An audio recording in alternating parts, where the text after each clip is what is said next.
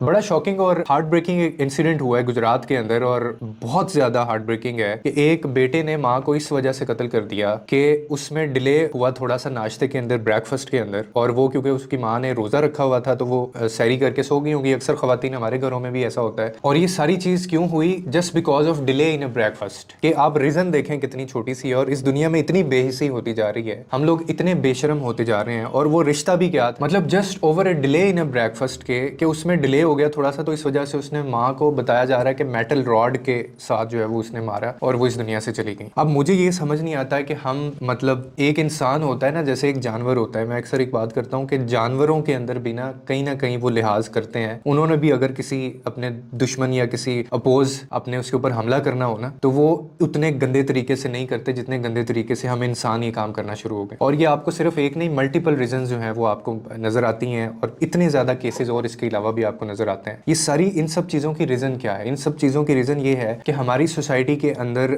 Mental health के ऊपर काम ही नहीं हो रहा, एथिक्स के ऊपर काम ही नहीं हो रहा है। लोग इतने बेशरम और इतने बेहिस होते जा रहे हैं। और हमारे जो, अगर बात कर लें डिपार्टमेंट्स की, अगर गवर्नमेंट की बात कर लें, तो सोशल मीडिया ने इतना दिमाग हमारा ख़राब कर दिया हुआ है कि इसके अलावा हमारे देखने, रील्स देखने और इस तरह के ये चीज़ें देखने के अलावा हमारे पास कोई काम ही नहीं है। ज़हनी तौर पर हम लोग बिल्कुल फारिग हो गए हैं। अब ये जो खबर है, जब मैंने ये सुबह पढ़ी, बिलीव मी, मेरे साथ एक कोलीग था, मैंने उसको भी दिखाया। मैंने कहा यार ये, मतलब मैंने उसको पढ़ के नहीं सुनाया, मैंने स्क्रीन आगे की मोबाइल की, मैंने कहा यार मतलब what do you think about it. मैंने कहा हम we live in this society, हम इस सोसाइटी के अंदर रहते हैं कि जहाँ पे एक माँ को इस वजह से ख़त्म कर दिया जाए कि क्योंकि जी, और रमज़ान के महीने में, मतलब शर्म ही नहीं हमें आती है कि रमज़ान के महीने में, और वो जेन्युइन रीज़न था, अक्सर औरतें लेट जाती हैं और वो नहीं उठ पाती हैं रमज़ान के अंदर, बहुत ज़्यादा एफर्ट्स लगती हैं उनकी। और वो रिपोर्ट्स भी आगे से यही कहती हैं कि अपॉन इन्वेस्टिगेशन, जब पुलिस वहाँ पे पहुँचती है, वहाँ जाके वो जब पूछती हैं, उस्मान नवाज करके इस बंदे का नाम है, और जब उससे पूछा जाता है कि तुमने ये क्यों किया, तो वो आगे से कहता है कि मैंने इनको बोला था कि मुझे नाश्ता दे दें, तो मेरी माँ ने मुझे आगे से बोला कि थोड़ा सा इंतजार करो बिकॉज शी वॉज फास्टिंग, और वो रेस्ट कर रही थी। तो उसके अंदर थोड़ा सा डिले हुआ है, और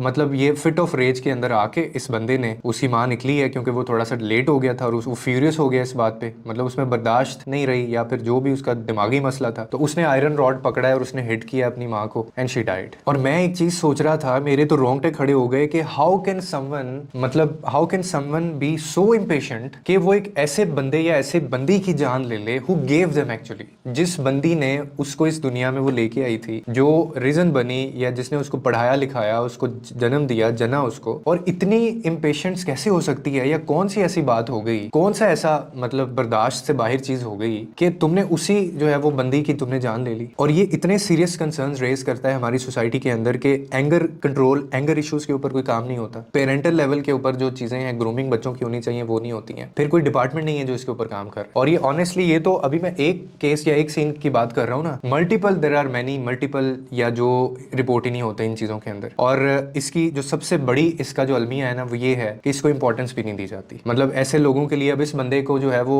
वही वाला, इन लोगों को इतनी दर्दनाक सजा मिलनी चाहिए कि इनको एग्जाम्पल बना दें आपके, कोई दूसरा बंदा सोच भी ना सके। हमारे यहाँ पाकिस्तान के अंदर कितने ऐसे वाकयात होंगे जहाँ पे माओ को मारा जाता है, जहाँ से बालों से पकड़ के उनको खींचा जाता है, जायदाद के चक्कर में, पैसे के चक्कर में, या बीवियों के कहने के ऊपर भी समटाइम, जो बैकवर्ड इलाके होते हैं, तो वहां पे तो ये अभी भी ये जलाना, मार देना, उठा के फेंक देना, काट देना, जिंदा दफना देना। अभी ये पिछले दिनों में वो जो माँ और बेटी ने मिलकर वो किया अपनी उसके बहू के साथ, वो सबको पता था क्या था, और उसके शौहर को पता ही नहीं है, उसका शौहर बाहर रहता था। तो इन चीजों को कंट्रोल करने वाला कोई इदारा क्या है? इसके ऊपर कोई एजुकेशन लोगों को दी जा रही है? इसके ऊपर कोई कानून क्या ऐसा बनाया गया है? क्या उसके ऊपर इम्प्लीमेंटेशन होती है? अब इस केस के अंदर भी पुलिस ले जाएगी और उसको रखेगी, सजा तो हो ही जाएगी अल्टीमेटली। लेकिन मैं कहता हूँ कि जितने बेरहमी और बेहिसी और जितनी दर्दनाक ये लोग मौत किसी दूसरे को देते हैं, इनको उस तरह से क्यों लटकाया नहीं जाता? और बिलीव मी, बाहर ऐसा होता है, वो एग्जाम्पल बना देते हैं। सऊदी अरेबिया में आज भी ये कानून है, आप जितना मर्जी वहां पे मतलब उसके खिलाफ बात कर लें कि वो इन चीजों में इन्वॉल्व है, वो इस्लाम से दूर है, दीन के वो दूर है, लेकिन वहां पे चोरी नहीं है, वहां पे कोई फ्रॉड नहीं है, वहां पे कोई बंदा इस तरह की हरकत नहीं करता, और अगर करता है तो उसका सर कलम कर